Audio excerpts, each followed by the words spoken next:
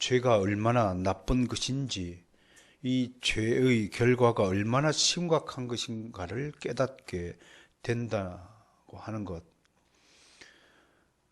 깨달은 여러분이 진짜 복받은 사람인 줄 믿으시기 바랍니다. 그런데 죄의 결과 중 좀 치명적인 증상 중에 하나가 뭐냐면, 이게 우리 병도 그런 것 같아요. 제가 당뇨병으로 7년째 지금 투병 중입니다. 내가 당뇨병 가지고 있는 게 중요한 게 아니라 투병 중이에요.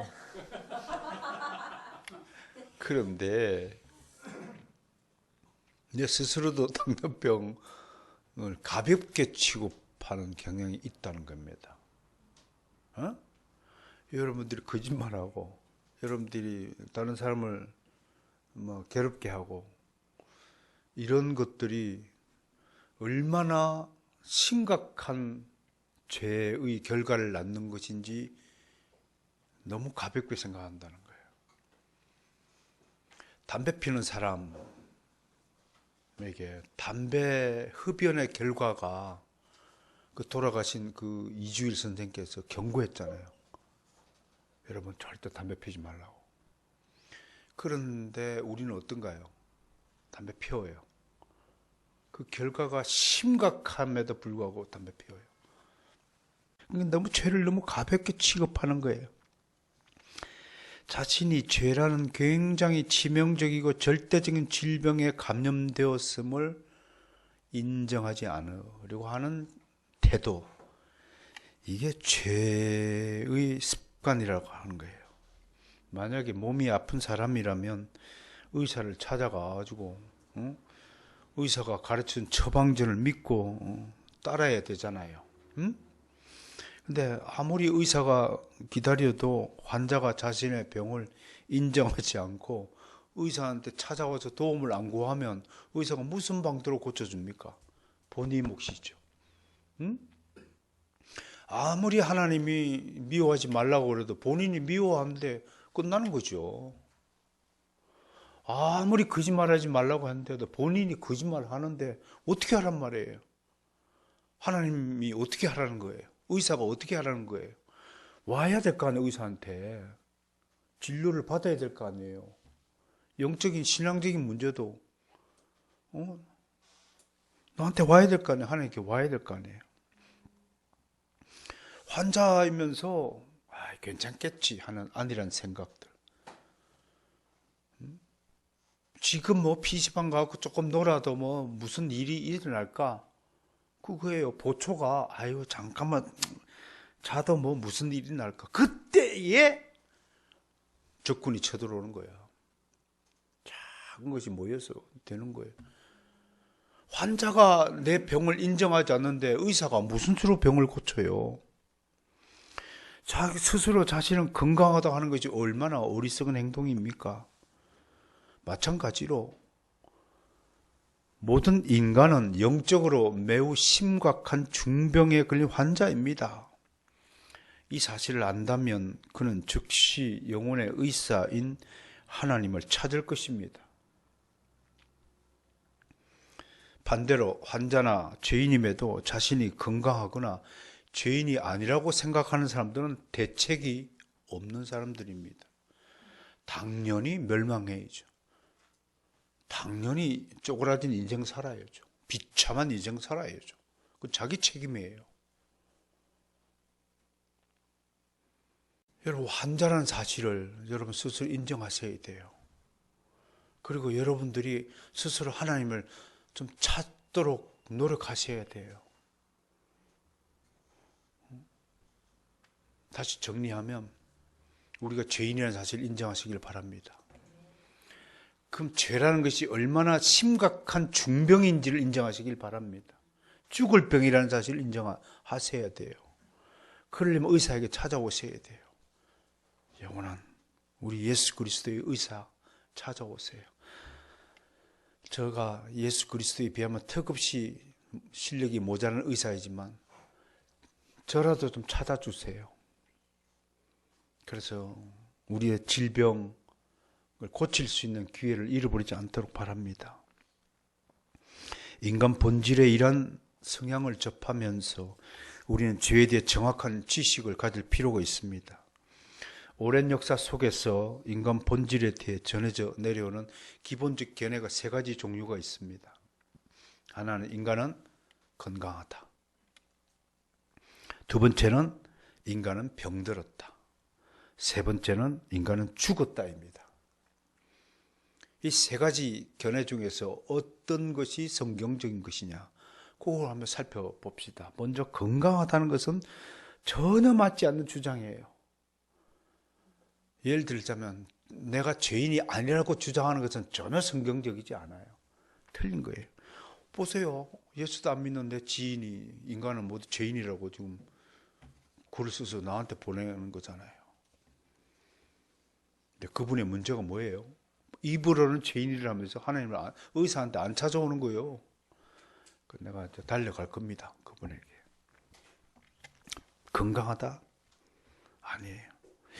문제는 두 번째 주장인데 이게 정통 기독교 교리를 괴롭히는 주장이에요. 인간이 약간 병들었다는 거예요. 응? 인간이 나쁜 상태에 처하긴 했지만 성경이 말하는 만큼 그렇게 완전히 망가진 것은 아니다. 일부 고장났다 라고 얘기하는 거예요. 이걸 통틀어서 낙관론이라고 말합니다. 이게 가톨릭 신학의 핵심이에요. 가톨릭 신학의 인간론적 핵심이에요. 이것이 토마스 아퀴나스의 인간론의 핵심이에요. 즉 조금은 비관적인 상태이지만 인간이 스스로 능력을 개발하고 의지를 불태운다면 얼마든지 인간의 약화된 조건과 상황을 개선할 수 있다라고 보는 거예요. 물론 이걸 영적인 문제 이외의 다른 문제에 개입하면 맞는 소리예요. 그러나 영적인 문제, 영적인 사망과는 전혀 동떨어진 주장이라는 거, 한 사실이에요. 한마디로 이런 주장이 성경의 인간론을 파괴하는 매우 악질적인 범인들입니다. 만약 인간의 본질이 이들처럼 약간의 결점을 가진 것에 지나지 않은 것이라면 약간의 노력을 통해 개선될 수 있다고 하면 과학 문명이 극대화된 현대에 들어선 지금쯤은 약간의 결점을 보충하고 개선되어서 완전히 회복된 상태에 있어야 됩니다. 인간이. 이 정도 현대 과학이 발달된 시대에 살면서 불치병도 다 고치는 이 시대에 살면 만약 이들처럼 인간이 약간의 결점을 가진 존재라면 벌써 약점을 보완하고도 남아야 한다는 겁니다. 그런데 어떻습니까? 예나 지금이나 인간은 처절한 죄인입니다. 인간의 생각은요 전혀 달라지지 않고 있습니다. 그러므로 범죄 이후 인간의 상태에 대해 논할 때 가장 성경적인 답은 인간은 죽었다입니다. 물론 여기서 말하는 죽음은 육체가 아니라 인간의 영의 죽음을 말합니다. 인간은 하나님의 형상으로 지음을 받았기에 여타 생명체와 달리 영적 존재로 지음을 받았음을 우리는 이미 알고 있습니다. 영적 존재로 지음을 받았다는 것은 영적 존재만이 하나님을 의식하는 거예요. 하나님을 의식하고 하나님과 교제를 나누는 게 사귀는 거예요. 사랑하는 사람이 있으면 늘 사랑하는 사람이 내 앞에 있다는 사실을 의식하는 거예요. 그리고 사랑하는 사람과 대화하고 사랑을 나누는 것을 교제라고 하는 거예요. 그게 영적인 기능이라는 거예요. 여러분 사랑하는 사람을 만났을 때 이상하게 마음이 끌리는 거 그거 다 영적인 활동이에요. 그게 있으니까 사랑을 나누는 거죠. 동물들이 말하고 인간처럼 하나님과 교제할 수 있다면 그건 SF 영화에서나 나올 법한 이야기입니다. 그런 얘기는 현실이 없습니다. 죄로 말미암아 인간의 영적인 기능이 모두 상실되었다고 성경은 계속 얘기합니다. 그 결과 인간에게 나타난 현상들이 어떤 것이냐? 대체 인간에게 어떤 일들이 일어났느냐? 이 부분에 대해서 오늘 창세기의 중요한 기록과 사도 바울의 로마서 진술을 토대로 한 3가지로 정리해서 살펴볼 것입니다. 물론 이 얘기는 불신자들의 귀에는 이것마저 신화요 소설처럼 들릴 것입니다. 그들은 인간이 알 수 없는 일에는 모른다고 말하는 것이 정직하고 진실한 태도라고 주장하며 끝까지 침묵합니다.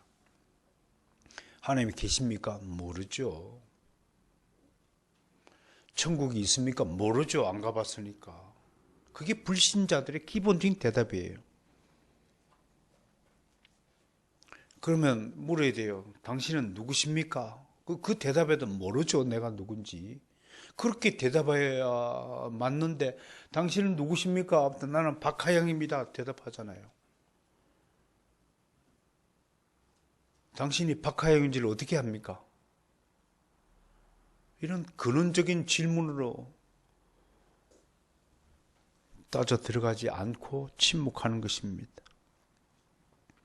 분명히 우리가 모르는 비밀한 이야기들을 하나님이 성경을 통해서 분명히 말씀하고 가르쳐 주시고 기록해 주셨음에도 그들은 한삭고 성경 또는 그리스도인들이 책이라고 고집하며 거부합니다. 인간에게 미친 치명적이고 절대적인 불행을 마주할 용기가 없는 것입니다. 여러분 꿩 이야기 알죠? 꿩이 막 도망하다가 무슨 숯불 더미에 딱 숨으면 뭐부터 숨깁니까? 머리부터 숨으세요. 그러니까 나 숨었다 하는 거예요. 뒤에서 손으로 확 잡으면 잡히는 이런 바보 같은 분이 어디 있어요? 그게 우리의 모습이라고 하는 것입니다. 이제 죄의 심각한 3가지 결과가 무엇인가, 성경이 뭐라고 얘기하는가 하나씩 살펴봅니다. 첫 번째, 성경적 관점에서 우리의 죄는 죽음으로 연결되어 있습니다. 우리 인생의 마지막 행로는 죽음입니다. 하나님은 아담에게 선악을 알게 하는 나무를 먹으면 반드시 죽으리라고 경고했습니다. 창세기 2장 17절 말씀이죠. 에베소서 2장 1절에는 사람은 허물과 죄로 인하여 죽었다라고 설명합니다. 이것을 사도 바울이 뭐라고 표현하면 사망이 왕노릇한다 그렇게 표현했어요. 한번 찾아봅시다. 로마서 5장 14절 말씀이에요.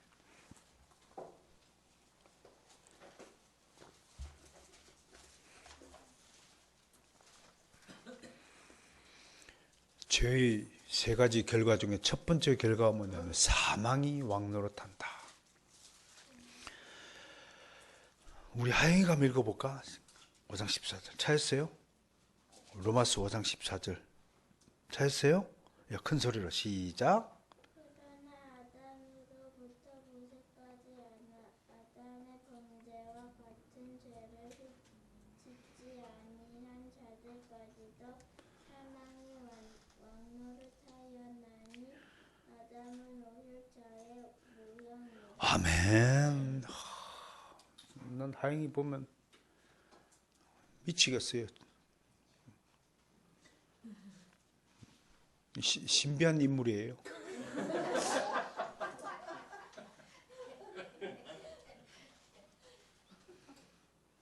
나는 수많은 어린아이를 봤지만 하나님의 말씀을 이렇게 꼬박 그것도 기성전결로 적어요.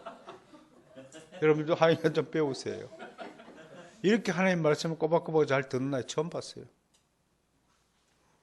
하이라 좀 본받읍시다. 응? 자, 이 구절에서 모든 인간은 죽음을 가지고 태어난다. 사망이 왕노릇한다.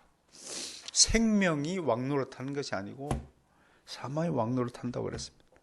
태어나면서 우리는 죽은 상태로 태어나는 거예요. 몸이 살아있는데요. 그건 잠시 이 땅에 사는 동안이에요. 우리의 생이 이 땅에서의 삶에만 국한된 게 아니라는 것쯤은 모두가 다 인정하는 바예요. 누구도 죽음을 피할 수 없어요.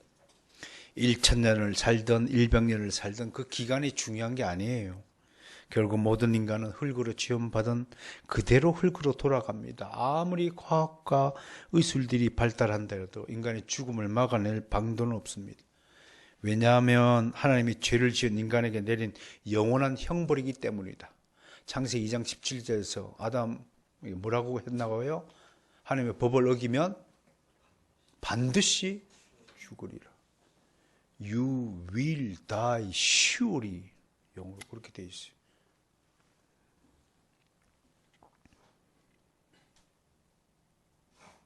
사형수로 최종 판결을 받으면 그런 국가 원수의 특별한 조치가 없으면 영원히 사형수로 살거나 사형, 집행을 당해야 합니다.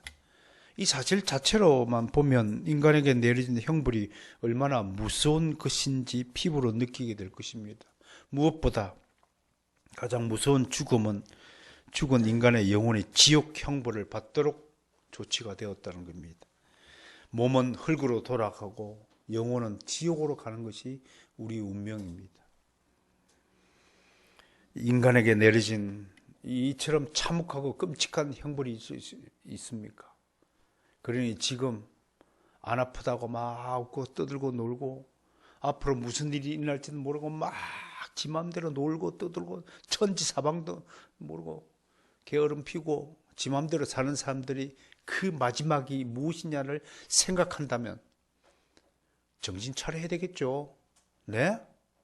근데 참 인간이 얼마나 못된 존재이냐면 그 빤히 그 결과가 나타나면서도 불구하고 노력하지 않는 거예요. 지옥 불이 벌벌 끓고 있음에도 불구하고 지금도 사기쳐요. 거짓말하고 사기치고 시기하고 질투하고 미워하고 분열하고 분쟁하고 욕심내고 육체의 쾌락을 추구하고 우리나라 노래 중에서 제일 먼저 폐기쳐버려야 될 노래가 뭐냐면 노세 젊어서 노세. 아주 나쁜 노래야. 젊었을 때 열심히 공부해야지. 응? 어디서 놀자 파냐. 말이 안 되는 소리예요. 사랑하는 성도 여러분, 어떤 복이 가장 큰 복이냐면 죽음에서 생명으로 옮겨진 복보다 더 귀한 복은 없습니다. 여러분 병원에 가보세요. 아픈 환자의 소원이 뭐냐 물으면 돈? 죽게 생겼는데 돈이 무슨 필요 있어? 환자들이 일관된 공통적인 게예요. 뭐가 제일 소원이에요? 당장 병이 나서 이 병원에서 떠나고 싶은 것이 소원이에요. 여러분 사망이 왕노릇하는 죄인에게 가장 큰 소원이 무엇이어야 하겠습니까? 지옥을 면하는 것이 가장 큰 소원이어야 되지 않습니까? 그래서 모든 인간 죽음을 싫어하는 겁니다. 죽기 싫어 발버둥 치는 거예요. 늙어지는 자기 모습을 거울에 보면 마음이 슬퍼지는 것이 인지상정입니다. 그런데요, 어떤 시인이 읊었듯이 젊음이 좋은 것 같지만 청춘은 풋사가래요. 풋사가. 늙음은 육체적 늙음, 노화이지만 오히려 정신적인 성숙은 최고조라고 하는 거예요.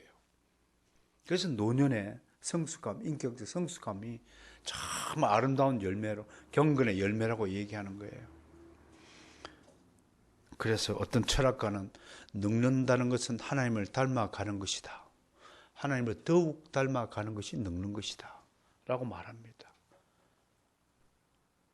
여러분, 늙는 것을 슬퍼하지 마세요. 늙을수록 이제 하나님을 만나는 시간이 다가오고 있는 것입니다. 두 번째, 제 결과가 뭐냐? 그것은 하나님과의 교제의 기능을 담당한 영이 죽자 하나님과 교통이 끊어졌습니다. 그래서 이 결과를 존 스토트 목사가 이렇게 얘기했어요. 하나님부터의 소외다. 소외. 교통이 끊어졌다는 것은 쉽게 얘기하면 전등은 있는데 전기불이 안 들어오는 거예요. 하나님이 전기선을 끄는 거예요. 수도 꼭지는 달려 있는데 수도관이 끊어진 거예요. 물이 공급이 안 된다는 거예요. 여러분, 가장 좋은 것의 원천이 어디냐면 하나님이세요.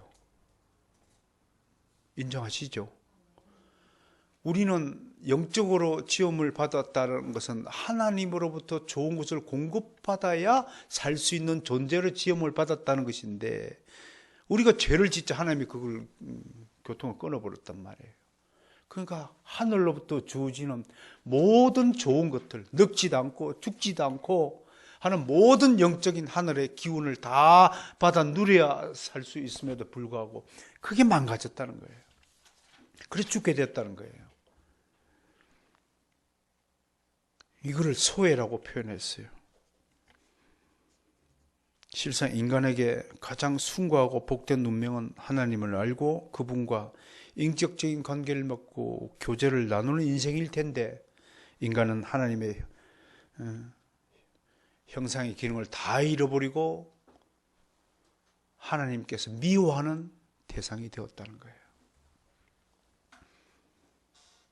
아이들 세계에서 왕따라는 용어가 있는데, 제가 왕따를 영어로 찾아봤어요. sense of alienation, 외계인 취급하는 거예요. 외계인 취급하는 거예요. 하나님이 우리 죄인을 어떻게 취급하실까? 소외라는 문제가 하나님 입장에서는 우리를 죄인 취급하신다. 그 말은 그냥 내 백성이 아닌 것처럼, 내 아들인데도 불구하고 남의 자식처럼 여긴다. 그렇게 해석할 수 있지 않겠습니까?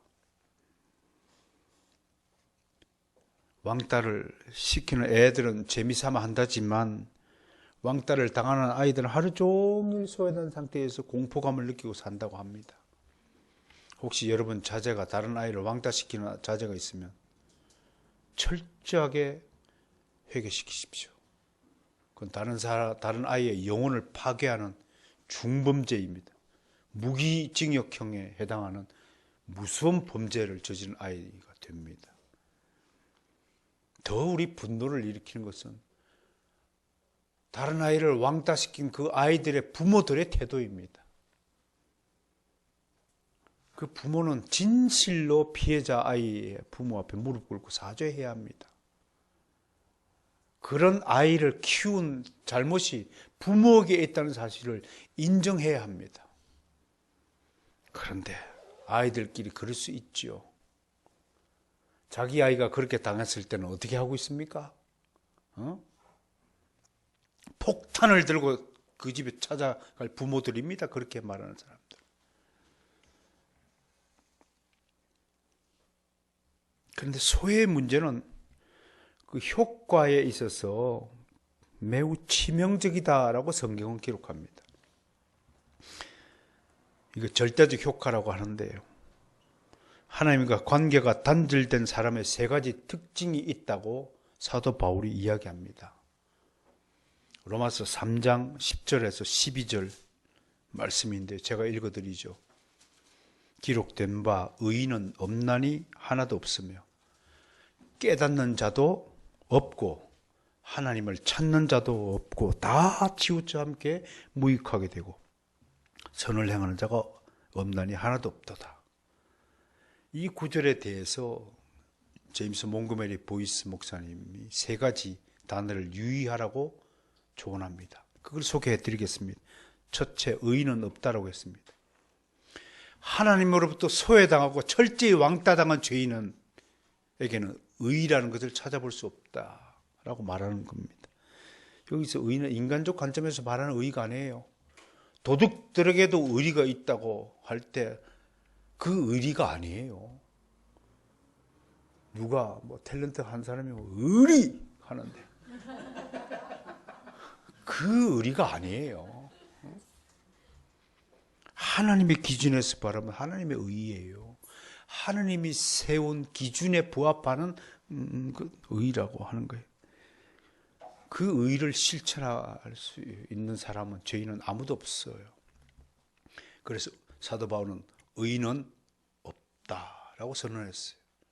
두 번째, 깨닫는 자가 없다라고 오늘 로마서 3장 본문에서 말하고 있습니다.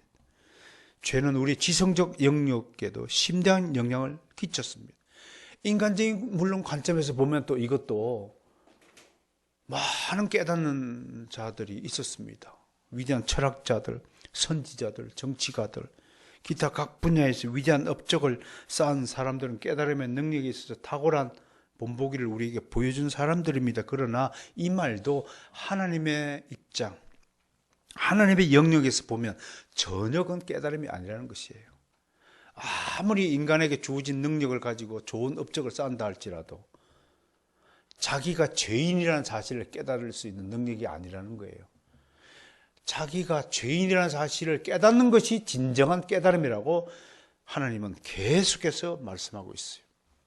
그러니까 그리스도인과 그리스도인이 아닌 불신자와의 결정적인 차이가 뭐냐면 진짜 여러분들이 참된 그리스도면 나는 죄인이라는 사실 인정합니다. 나는 환자라는 사실 인정합니다. 사도 바울의 진술을 통해서 우리가 왜 죄인인가는 로마서 1장 18절부터 32절까지 기록된 모든 죄의 기록들을 보면 압니다. 그 죄의 목록에 한 개도 내가 걸리지 않는 죄 목록 없다는 사실을 발견하게 될 것입니다. 인정을 안 하시네. 로마서 갑시다.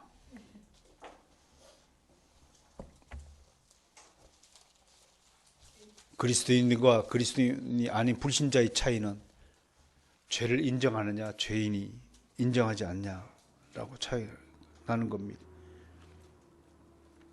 자, 잘 보세요. 18절에서 하나님의 진노가 불의로 진리를 막는 사람들이 모든 경건하지 않음과 불의에 대하여 하늘로부터 나타난다. 이게 뭔 말이에요? 진리를 막는 사람이 있다 없다? 있다고 하는 거예요. 진리를 막아야 돼요. 근데 19절에 더 나쁜 것이 뭐예요? 속에 하나님을 알만한 것이 다 있는데도 모른 척 한다는 거죠? 네? 20절에서 뭐예요?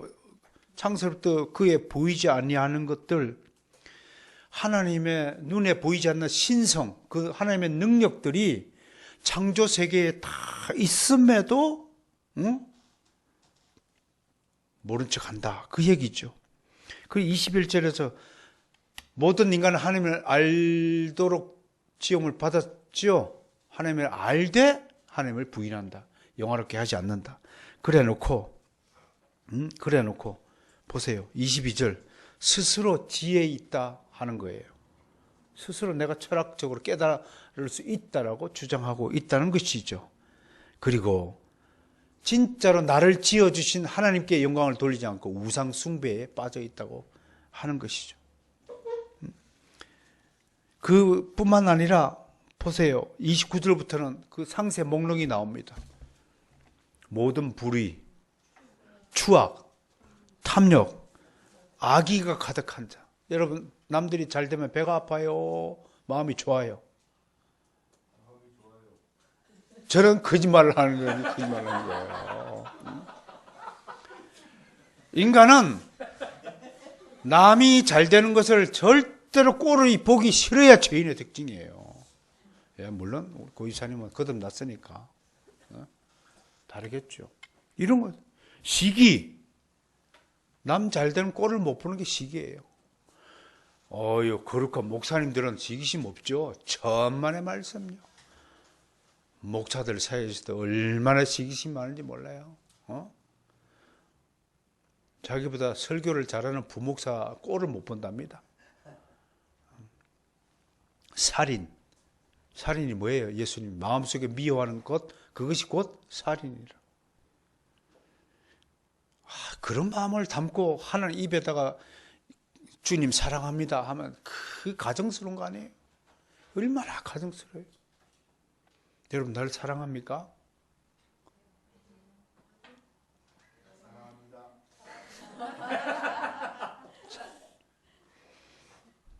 믿겠습니다.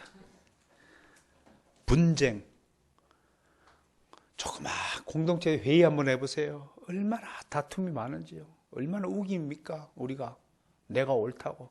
응? 사기, 악독이 가득한 자예요. 수근수근한 자예요. 여러분, 그 사람 없는 자리에서 그 사람 욕을 안 해본 사람이 있으면 손들어 봐요. 뒷담화 안 해본 사람 손들어 봐요. 여기 이 진술에 안 걸리는 사람이 있어요? 비방하는 자요, 하나님께 미워하는 자, 능욕하는 자요, 교만하는 자요, 자랑하는 자요, 악을 도모하는 자요, 부모를 거역하는 자요. 부모를 공경하다. 십계명 우리 매주 읽었는데 부모 공경해요? 응? 우매한 자요, 배악한 자요, 무정한 자요, 무자비한 자요. 이 죄악에 걸리지 않는 사람이 있으면 손들어 봐요. 여 길거리 나가보시도 광화문 거리에 나가가지고 이 죄악 목록해가지고 이 죄악에 한 개도 걸리지 않는 사람이 있으면 나와보라요. 그럼에도 내가 죄인이 아니라고 우긴다면 그것처럼 가정스럽고 뻔뻔한 족속이 어디 있습니까? 이게 결정적인 차이예요. 그래도 그리스도인들은 이걸 믿고 인정하고 내가 정말 추악한 죄인이구나 라는 사실을 알고 오늘 이 자리에 나온 것으로 믿습니다. 그래서 하나님이 기뻐하시는 거예요. 죄를 지어놓고도 뻔뻔스럽게 난 안 했는데요 하면 그 용서도 없는 겁니다. 회개가 있어야 용서가 있는 법입니다. 그런데 그런 거 깨닫지 못합니다. 저는 이것을 이렇게 풀이합니다. 땅에 속한 자는 땅의 일만 깨닫습니다.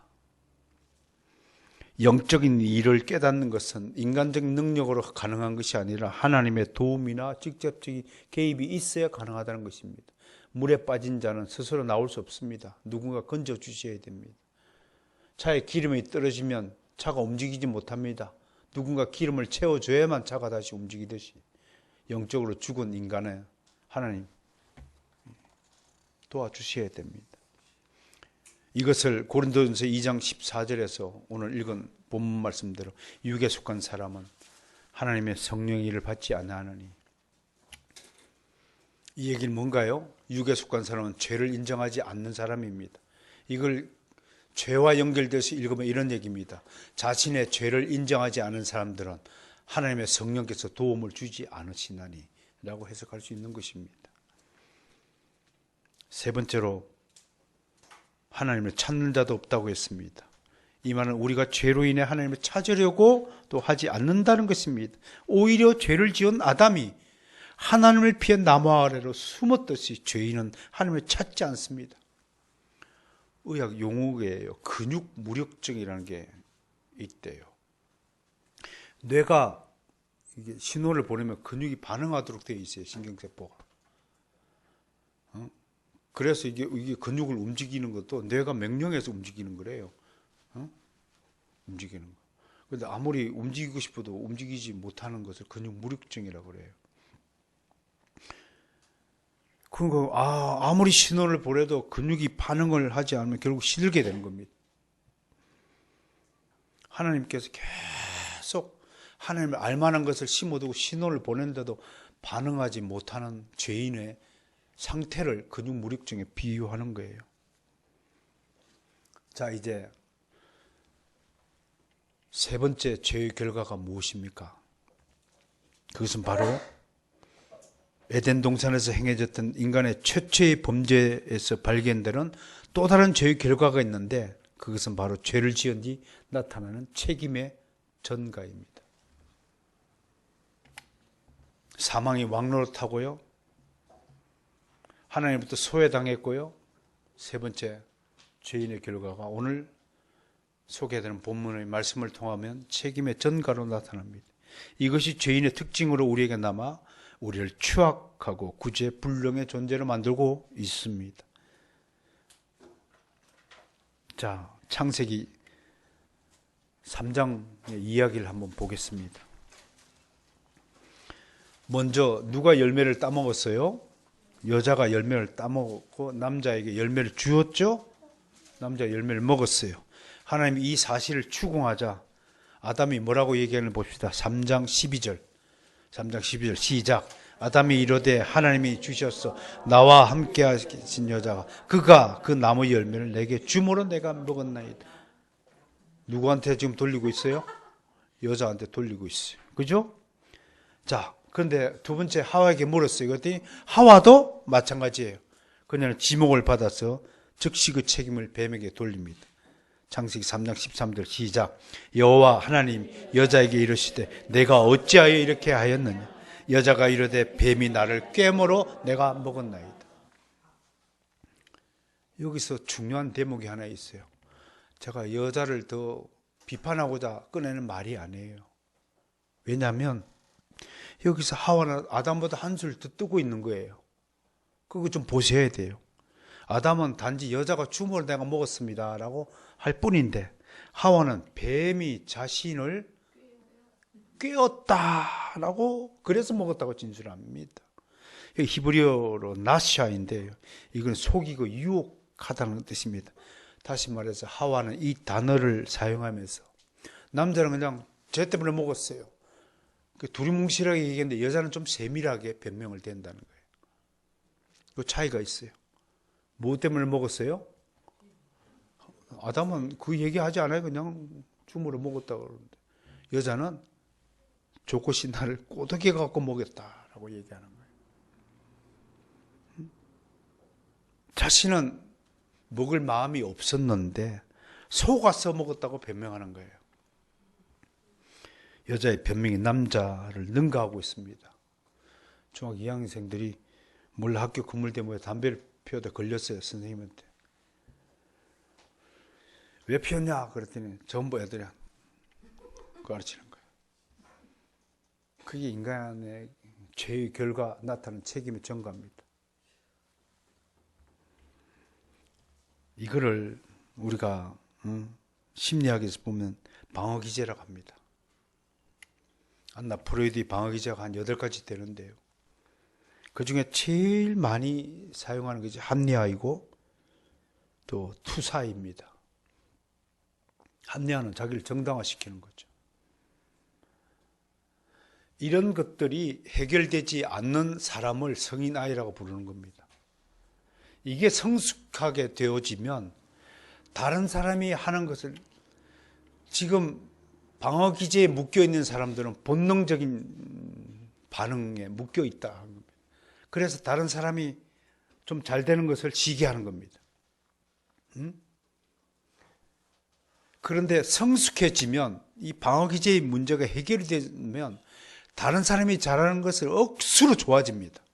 와, 우리 교회에 저렇게 좋은 신자가 있구나. 그래서 흐뭇해하는 겁니다. 근데 이게 어릴수록 이게 해결이 안 되면 다른 사람의 행동이 눈에 가시처럼 보이는 거예요. 자꾸 눈에 거슬리게 보이는 거예요. 그런 마음이 드는 사람이라면 즉시 여러분, 내가 여전히 미숙한 어린아이구나 라고 인정하셔야 됩니다. 그 인정이 안 되면 여러분은 변화가 없습니다. 여러분들이 정말로 성숙한 그리스도인이 되기 위해서는 내가 이 상태에 있다는 사실을 깨닫고 인정하셔야 됩니다. 내가 진짜 환자라는 사실을 인정해야 치유가 일어나는 겁니다. 분명히 얘기 드립니다. 여러분들의 삶의 변화가 일어나기를 원합니까? 여러분들이 성숙한 그리스도인이 되기를 원합니까? 그럼 여러분들 스스로 인정하십시오. 나는 환자다. 나는 어린아이다. 나는 미숙한 신자다를 인정하세요. 내가 얼마나 못된 존재인가를 인정하시길 바랍니다.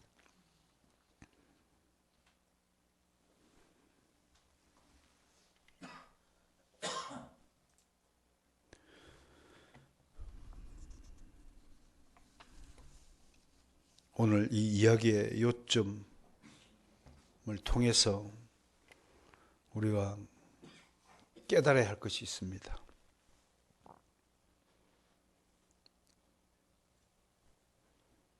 우리는 하나님으로부터 철저히 격리 조치된 자들입니다. 전에는요. 그런데 우리에게 하나님이 구원의 은혜를 베풀어 주셨습니다. 저를 보더라도 제가 굉장히 자기 주체에 정신이 강한 쪽에 속합니다. 대범하면서도 아주 제 문제에 대해서 굉장히 집요하고, 그래서 저랑 같은 생활을 한 사람들이 힘들었을 수도 있겠다라는 생각을 했습니다. 여러분, 우리는 지난 몇 주 동안 죄의 결과가 어떤 것인지에 대해서 정말 집요하게 여러분들에게 소개하면서 여러분 스스로가 죄인이라는 사실, 저와 여러분 모두가 죄인을 인정하기를 바라는 마음에서 이걸 계속 소개해 왔습니다. 한편으로는 우리 교회의 전체적인 신앙의 성숙도를 그리면서 어떨 땐 여러분들이 계속 어린아이 같은 말과 생각과 태도를 보일 때마다 제가 슬퍼요. 굉장히 슬픕니다. 좀 성숙한 반응을 좀 보이면 참 기쁠 텐데. 그런데 한편으로는 이 모든 것이 제 책임인 것 같아서 더 마음이 무겁습니다. 저는 나름대로 하나님의 뜻을 전하고자 설교를 준비하고 여러분들 이 말씀을 전합니다. 그런데 또 불구하고 여러분들의 삶의 태도가 전혀 바뀌지 않는 것을 보면, 물론 제가 모르는 영역과 부분에 있어서 많은 변화와 성숙이 있을 줄로 믿습니다만, 그래도 목회자로서 제가 바라는 여러분들의 변화의 속도가 있고 변화의 정도가 있고 변화의 크기가 있을 것인데 그게 충족하지 못함을 볼 때 제 마음이 무겁습니다. 성도 여러분, 지난 몇 주 동안 우리는 인간의 타락이 실제로 어떤 결과로 나타나는가를 성경을 통해 알아보았습니다. 이 죄의 이야기가 결코 우리를 즐겁게 만들지 못합니다. 그럼에도 우리가 죄에 대해서 정확하고 바른 지식을 가져야 하는 것은 병원을 알지 못하면 치료를 받을 길이 없기 때문에 그렇습니다. 여러분, 내가 오늘 정말로 부탁드리면서 선포합니다. 가장 먼저 하나님을 알아야 되지만 하나님을 알고 난 다음에 여러분 자기 자신을 좀 알아주시기 바랍니다. 내가 어떤 사람인가를, 내가 얼마나 중병에 걸린 환자인가를 좀 조사해 주시고 점검해 주시고 성찰해 주시길 바랍니다. 내가 얼마나 다른 사람을 힘들게 하는 존재인가를 좀 하나하나씩 한번 따져보시기 바랍니다. 우리 하영 아빠도 고납니다. 내 말투가 내 아내의 마음을 얼마나 상처가 나고, 내 눈빛이 얼마나 가혹한 눈빛이고 정남이가 떨어진 눈빛인지, 내 걸음걸이가, 내 음식 투정이, 내 게으름이, 내 속에 있는 그 못된 시기, 질투, 미움, 따위가 얼마나 옆에 사람을 힘들게 하는 것인지 따져보시길 바랍니다. 부탁합니다. 그렇게 해서 이거 해결하지 않으면 여러분 조금 더 앞으로 나가지 못할 것입니다.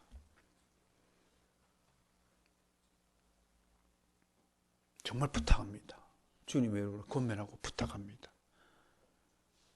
다른 사람 쳐다보지 말고요. 다른 사람이 하는 행동에 대해서 시시비비 가리지 말고요. 나부터, 내 문제부터 해결하는 우리 바로전 교회의 성도들이 되시길 바랍니다. 이것이 오늘 죄의 세 가지 결과를 접한 우리에게 주신 하나님의 뜻이라고 믿습니다. 동시에 우리에게 살 길이 주어졌습니다. 우리는 엄청난 축복을 받은 존재들입니다. 그래서 항상 기뻐해야 됩니다. 항상 기도하고 감사해야 됩니다. 내 자신의 문제에서 철저하면서도 다른 사람에게 엄청나게 관대한 그 태도가 어디서부터 나오느냐 하면 우리가 기뻐하는 삶, 하나님께 감사하는 마음이 우리 자신을 이렇게 변화시킬 것입니다. 옆 사람 보고 인사합시다. 살아있어서 감사합니다. 다시 인사합시다. 내 곁에 있어줘서 감사합니다. 그 마음 잃지 마시고, 성숙한 인생의 방식이 무엇인가에 대해서 한 주 동안 골똘히 고민하고 생각하고, 내 안에 정말 웅크리고 있는 죄악의 그 질병의 모습들이 어떤 질병이 있는지 하나하나씩 적어서 목록을 한번 만들어 보시기 바랍니다. 그렇게 해서 자기를 부인하는 경지에 도달해 보는 한 주가 되기를 주 여러분을 소망하고 축원합니다.